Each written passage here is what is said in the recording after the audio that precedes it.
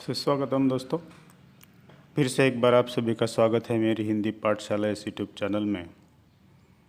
आज हम कक्षा 8वीं की सुगम भारती इस पाठ्य पुस्तक से तीसरा पाठ पढ़ने वाले हैं, गाना बजाना। इसके लेखक है रामवृक्ष बेनीपुरी जी और इस पाठ की जो विधा है वो है विवरणात्मक निबंध। तो रामवृक्ष बेनीपुरी जी, इनका अल्प परिचय सबसे पहले मैं आपको करा देता हूँ। आपका जन्म हुआ 1899 में मुजफ्फरपुर बिहार में। आपका देहांत हुआ 1968 में। रामवृक्ष बेनीपुरी जी बहुमुखी प्रतिभा के स्वामी और यशस्वी रचनाकार है। निबंधकार के रूप में भी आप प्रसिद्ध हैं। आपकी जो प्रमुख कृतियाँ है उसमें से अमर ज्योति, तथागत जो एक नाटक है, माटी गेहूं और गुलाब ये निबंध है, पतितों के देश में कैदी की पत्नी ये उपन्यास है, जीवन तरु कहानी संग्रह है, पैरों में पंख बांधकर यात्रा साहित्य है, माटी की मूर्तें लाल तारा शब्दचित्र संग्रह, नया आदमी कविता संग्रह आदि आपकी रचनाएं हैं। दोस्तों, आज हम तीसरे पाठ को शुरुआत करें इससे पहले आप सबको मैं कहना चाहता हूँ कि अगर मेरी हिंदी पाठशाला इस यूट्यूब चैनल को अभी तक आपने सब्सक्राइब नहीं किया है तो कर लीजिए, ताकि आने वाले सभी वीडियोस जो है पाठ्यक्रम के आधार पर वो आपको देखने को मिल सके, उसका नोटिफिकेशन आपको मिल सके। अगर आपको वीडियो पसंद भी आते हैं तो उसको लाइक भी कीजिए। तो हम पाठ देखते हैं, गाना बजाना। ये जो पाठ है, इस पाठ में बेनीपुरी जी ने जो वाद्य है उन वाद्यों के बारे में और उनको बजाने के ढंग के बारे में एक वर्णन किया है। इसकी विधा मैंने आपको कही पहले कि इसका जो प्रकार है वो है विवरणात्मक निबंध। तो रामवृक्ष जी का ये मानना है कि गाने बजाने का जो शौक़ है सभी देशों में होता है, लेकिन अलग अलग तरह का होता है, और वो किस तरह का होता है उसका एक विवरण उन्होंने यहाँ पर दिया हुआ है। किस देश में किस प्रकार का बाजा बजाया जाता है और किस प्रकार के गीत होते हैं, और वहाँ पर उसकी निजात या खोज उस बाजे की किस प्रकार से की गई, उसका इतिहास उन्होंने हमें यहाँ पर बताने की कोशिश की है। शुरू करते हैं पाठ, गाना बजाना। पी पी पू पू, आपको आवाज़ पता है, ये पीपू ही की आवाज़ है। कोई बच्चा बेतहाशा रो रहा है, चुप कराने की कितनी भी कोशिश आप कर रहे हैं वो चुप नहीं होता। बस आप एक पीपू ही लेकर उसके नज़दीक बजा दीजिए, वह चुप हो जाता है। शायद मुस्कुरा भी पड़े और उसे लेने के लिए ज़िद तो करेगा ही। तो छोटे बच्चे अगर रोते तो उनको आवाज़ें बहुत पसंद होती। तो कोई बच्चा अगर रो रहा होता है तो आप उसके पास जाकर कोई पीपू ही बजा दीजिए, उसका रोना बंद हो जाता है और वो उस पीपू ही की तरफ आकर्षित होता है और वो लेने की कोशिश भी करता है, मुस्कुराने लगता है। तो बाजे में, स्वरों में ये जादू होता है। बाजे में करामात होती है, एक क्षमता उस बाजे में होती है। लोगों का तो कहना है कि जिस समय मनुष्य जाति अपने बचपन में रही होगी, विद्या बुद्धि का आज जैसा विकास नहीं हुआ होगा, उस समय भी उसमें गाने बजाने का शौक़ ज़रूर हुआ होगा। तो मनुष्य जाति का बचपन मतलब जब मनुष्य जाति निर्माण हुई तो तब से लेकर उसमें ये जो गाने बजाने का शौक़ था वो पलपा था, वो बड़ा था। गाने के ज़रिए हम अपने दिल का उच्छ्वास को प्रकट करते हैं। हमारी जो इच्छाएं होती है वो गाने के ज़रिए व्यक्त होती हैं। जब लोग उदास होते हैं तो गाने सुनते हैं, जब खुश होते हैं तो गाने सुनते हैं। आप गाने अगर सुनेंगे और कोई उत्साहवर्धक गीत होगा तो आप नाचने लग जाते हैं। तो इस प्रकार से गाने जो होते हैं वो कहीं ना कहीं हमारे मन के भाव को प्रकट करते हैं। बाजा उस गाने को भड़कदार और दिलचस्प बना जाता है, और उसका साथ अगर बाजे की मिल जाए तो और दिलचस्प बात हो जाती है। आज संसार के पिछड़े से पिछड़े देश में जाइए, आप वहाँ गाना बजाना ज़रूर पाएंगे। आप कैसे भी देश में जाइए, विकसित देश में जाइए, अविकसित देश में जाइए, विकसनशील देश में जाइए, कहीं भी जाइए, चाहे दुनिया का सबसे पिछड़ा ही भाग क्यों ना हो, देश क्यों ना हो, लेकिन आप वहाँ पर गाना बजाना जो है वो पाएंगे। बस उनके गाने बजाने के तरीके अलग होंगे, थोड़े से पिछड़े होंगे, लेकिन होंगे ज़रूर। पहले कौन सा बाजा बना होगा इसका अंदाज़ लगाने वाले कहते हैं कि पहले कई चीज़ों को इकट्ठा कर उन्हें पीट पीट कर शब्द निकालने की चेष्टा की गई, कोशिश की गई। चेष्टा का मतलब होता है प्रयत्न, प्रयास या कोशिश। तो सबसे पहले कई चीज़ों को इकट्ठा करके उनको पीट कर, ज़मीन पर, लकड़ियों पर, पत्थरों पर पीट कर उनसे स्वर निकालने की, शब्द निकालने की कोशिश की गई।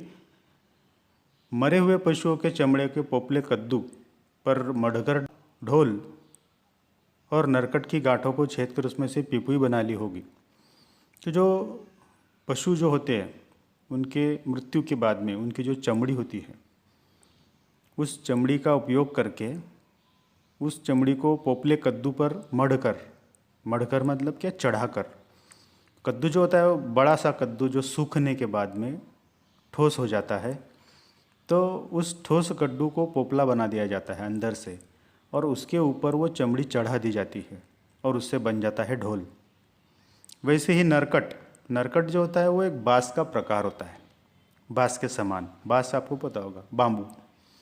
तो बाम्बू के समान, बाँस के जैसा वो एक नरकट जो होता है उसकी गांठों को छेद कर, बस में मतलब उसमें छेद बनाकर उससे पीपू ही बनती है, पीपानी, पीपू ही बना ली जाती है। किसी पोपली चीज़ में छोटे छोटे कंकड़ रखकर उसे हिलाने डुलाने पर एक प्रकार का स्वर निकालते देखकर झुंझुना बनाने की कल्पना की गई होगी।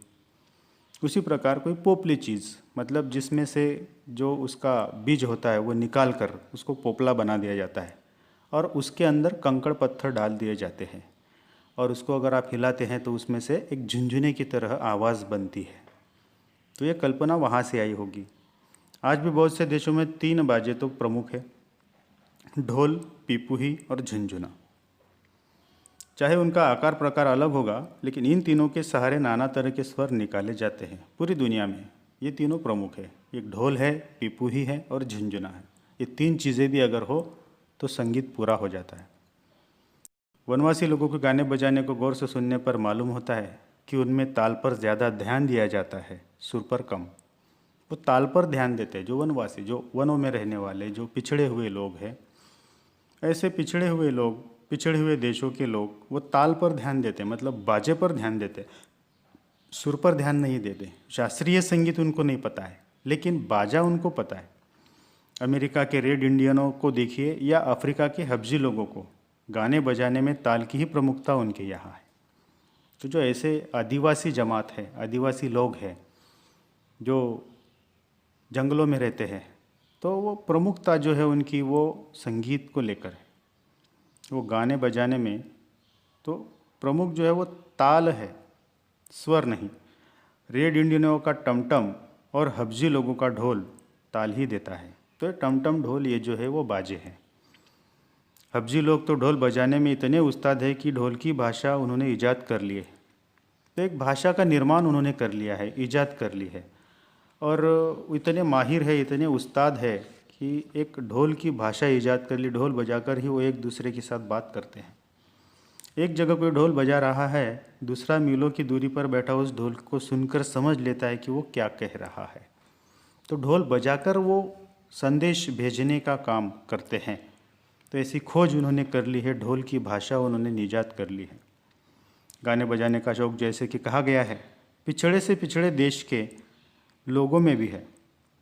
शौक़ तो हर एक को है, गीत संगीत हर एक को पसंद आता है, चाहे बच्चे हो, बड़े हो, बुज़ुर्ग हो, या पढ़े लिखे हो, या अनपढ़ हो, या विकसित हो या अविकसित हो, हर एक में गाने बजाने का जो शौक़ है वो होता ही है। मध्य अफ्रीका के लोग खूब गाते बजाते और उनका गवैया दल जहाँ जाता है उसे पूरा सम्मान मिलता है, किंतु वहाँ के गवैयों पर एक आफत भी है। मतलब मध्य अफ्रीका में ऐसा कहा जाता है कि उनके दल का सम्मान तो बहुत होता है, लेकिन एक आफत, एक मुसीबत भी उनके सामने है, ऐसा कहा जाता है। किंवदंती है। किंवदंती मतलब जो मुखर बात है, मतलब एक कान से दूसरे कान तक ऐसे आई हुई। इसका कोई सबूत वगैरह नहीं है, लेकिन एक किंवदंती है कि जो अच्छा गाता था, राजा उसकी आंखें निकलवा लेता था, जिससे गवैये राज्य छोड़कर दूसरे देश न चला जाए।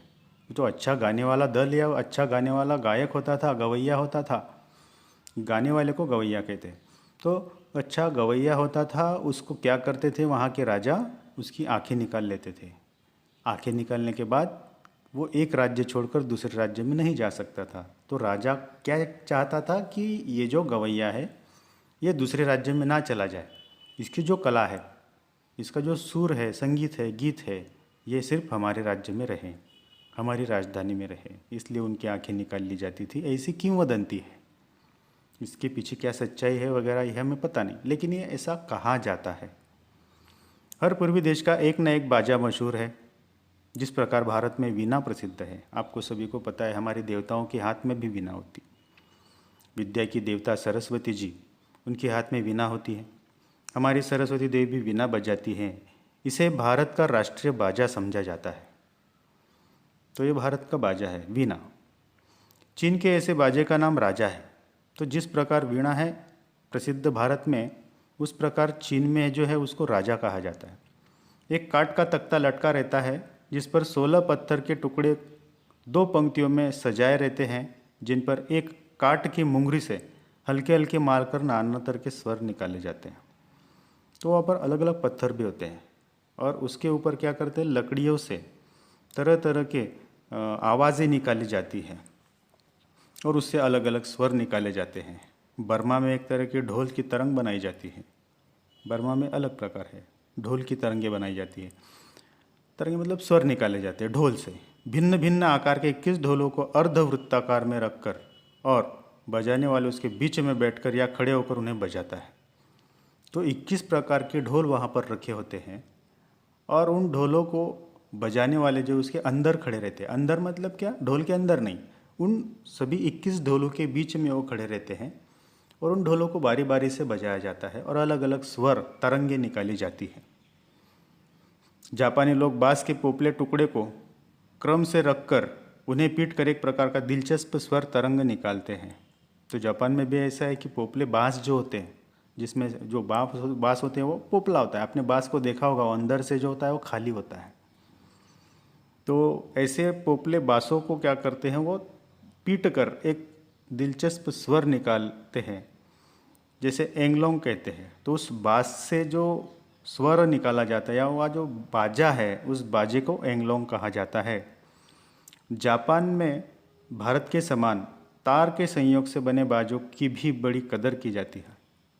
तो जैसे हमारे यहाँ पर तार से बीना बजती है, बीना को तार होते हैं, उसी प्रकार वहाँ पर मतलब जापान में तार के संयोग से बाजा बनाया जाता है, बना हुआ है, उसकी बड़ी कदर की जाती है। सितार, सारंगी, वीणा, ऐसे बहुत से तार वाले बाजे हैं।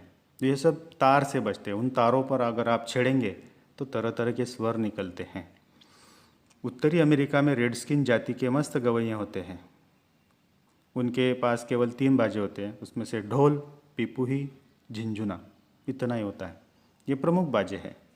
मैंने कहा आपसे पहले कि ये 3 बाजे अगर हो तो बाकी किसी बाजों की ज़रूरत नहीं होती है। ये प्रमुख बाजे हैं, किंतु इन्हीं के सारे बड़े मज़े से गा लेते हैं।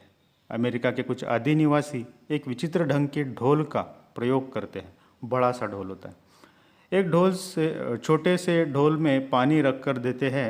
अपने स्वर के अनुसार बनाने के लिए गवैये बार बार उस पानी को कम या बेशी करते हैं। उस पानी को कम या अधिक करने की चेष्टा वो करते हैं। तो बेशी मतलब ज़्यादा या बढ़ाना। तो जैसे उनको ढोल चाहिए होता है, स्वर चाहिए होता है, उस ढोल में से पानी को कम या अधिक वो करते रहते हैं। इस प्रकार की वहाँ की तरह है बजाने की। कुछ बाजे तो खूब विचित्र होते हैं। न्यासालैंड टापू के गवैये एक प्रकार का बाजा बजाते हैं जिसे बाजों की खिचड़ी कहा जाता है, या बाजों की खिचड़ी कहा जा सकता है। मतलब तरह तरह के बाजे एक साथ बजाकर उनको क्या करते हैं, बाजों की खिचड़ी बना डालते हैं। पैरों में अखरोट के छिलके बंधे रहते हैं, पैरों में, जिनके भीतर पत्थर के छोटे छोटे टुकड़े होते हैं। तो वो एक प्रकार से क्या करते हैं, वो एक ही आदमी जो होता है वो तरह तरह के पैरों में अखरोट के टुकड़े होते हैं जिनके अंदर पत्थर कंकड़ डाल दिए जाते हैं। उनसे एक आवाज़ निकलती है झुंझुने की तरह। हाथ में एक तार वाला बाजा रहता है जिसके सिरे एक घंटी लटकी रहती है। तो उसके ऊपर सिरे पर मतलब एक छोर पर एक तरफ एक घंटी लटकी रहती है। जब वे गाते हैं एक साथ झुंझुने, घंटी और तार की आवाज़ें निकलती है। मतलब तार से आवाज़ स्वर निकलता है वो अलग, घंटे से निकलता है स्वर अलग, और पैरों में जो अखरोट के छिलके बांधे हुए होते हैं उनके अंदर जो कंकड़ डालकर उनसे जो झुंझुने की तरह उसको बनाया जाता है वो अलग। इस प्रकार तीनों बाजे एक साथ बजाए जाते हैं। फिजी के आदिवासी एक लंबी सी बंशी अपने नाक से बजाते हैं। बंशी मतलब पता है ना आपको, बांसुरी के समान। तो एक बंशी नाक से बजाते हैं वहाँ के फिजी के आदिवासी। मलाया में भी ऐसे विचित्र बंशी देखी जाती है। मेक्सिको में जो काठ के मरिम्बा का प्रयोग किया जाता है उस पर एक साथ चार चार आदमी तक बजा लेते हैं। तो मरिम्बा एक प्रकार का बाजा वहाँ पर बना होता है जिसमें 4-5 लोग एक साथ बाजा बजा सकते हैं। हमारे देश का सिंगा भी दूसरे देशवासियों के लिए कुछ कम आकर्षक या आश्चर्यजनक बाजा नहीं है। मतलब हमारे देश में भी सिंगा नाम का जो बाजा है वो आकर्षण का केंद्र है, वो आश्चर्यजनक बाजा है जो अन्य देशों के लिए एक नया है, मतलब वो सबसे अलग होता है। तो इस प्रकार रामवृक्ष बेनीपुरी जी इन्होंने गाना बजाना इस पाठ में जो बाजे हैं पूरी दुनिया के, उन बाजों का विवरण यहाँ पर किया है। इसलिए ये जो पाठ है ये विवरणात्मक निबंध है। मुझे लगता है ये पाठ आपकी समझ में आया होगा। तो मेरी हिंदी पाठशाला की तरफ से मैं आप सभी के धन्यवाद व्यक्त करता हूँ।